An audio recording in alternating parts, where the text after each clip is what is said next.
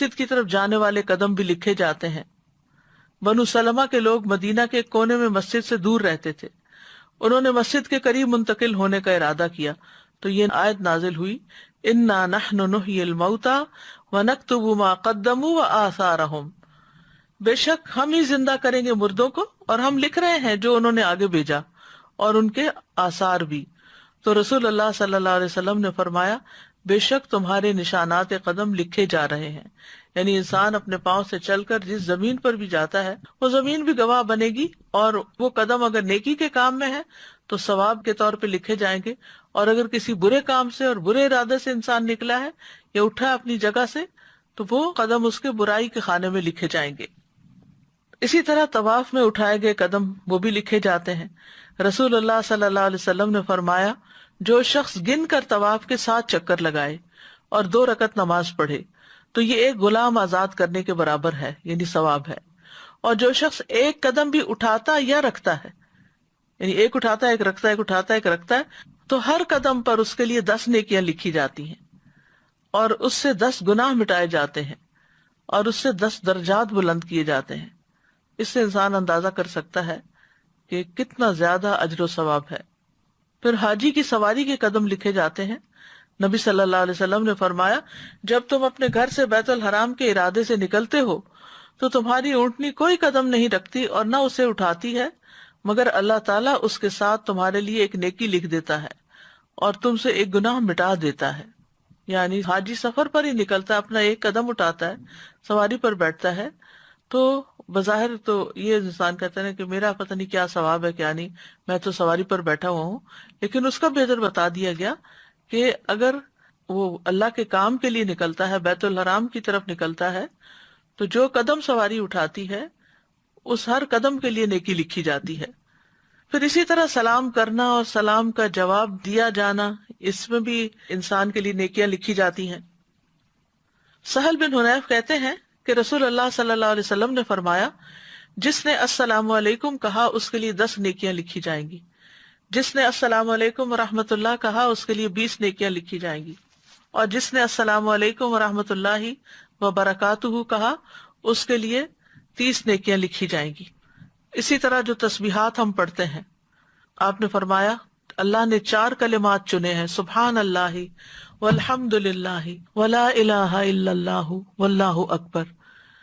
جس نے سبحان اللہ کہا اس کے لیے 20 نیکیاں اور 20 برائیاں مٹا دی جاتی ہیں، جس نے اللہ اکبر کہا اس کے لیے بھی اسی طرح، اور جس نے لا الہ الا اللہ کہا اس کے لیے بھی اسی طرح، الحمدللہ کہا اس کے لیے بھی، یعنی 4 کلمات پہ ہر کلمہ کہنے پر یہ نیکیاں لکھی جاتی ہیں اور ساتھ برائیاں بھی مٹائی جاتی ہیں۔ اسی طرح گھر والوں پہ خرچ کرنے اور مریض کی عیادت کرنے کا ثواب بھی لکھا جاتا ہے۔ رسول اللہ صلی اللہ علیہ وسلم نے فرمایا، جو شخص اللہ کی راہ میں اپنی زائد چیز خرچ کر دے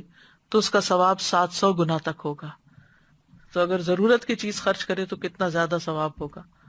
اور جو اپنی ذات پر اور اپنے اہل خانہ پر خرچ کرے یا کسی بیمار کی عیادت کرے یا کسی تکلیف دہ چیز کو راستے سے ہٹا دے تو ہر نیکی کا بدلہ اس کے مثل 10 نیکیاں ہوں گی۔ اسی طرح جانور کی خوراک کے دانے کے بدلے نیکی لکھی جاتی، یعنی اگر آپ میں سے پرندے ہیں وہ ہو گئے یا ویسے آپ نے کوئی جانور پالے ہوئے ہیں تو جو بھی چارہ ان کو کھلاتے ہیں ہر دانے کے بدلے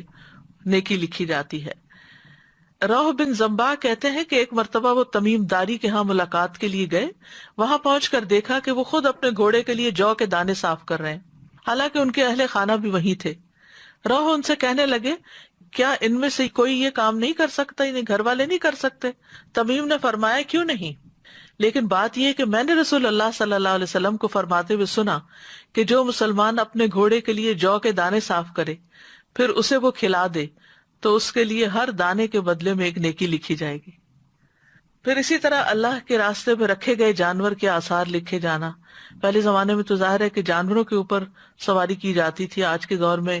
گاڑیاں ہیں، تو اسی اعتبار سے جو شخص نیکی کے کاموں کے لیے اپنی سواری رکھتا ہے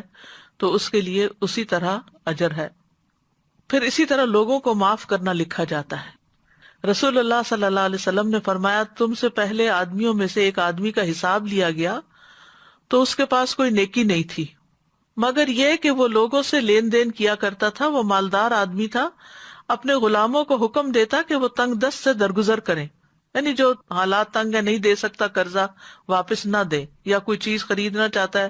اور پیسے نہیں ہے اس کے پاس، تو اس کو چھوڑ دیں، آدھے چھوڑ دیں، پورے چھوڑ دیں۔ اور اللہ تبارک و تعالیٰ نے فرمایا ہم اس بات کے زیادہ حقدار ہیں کہ تم بھی اس سے درگزر کرو،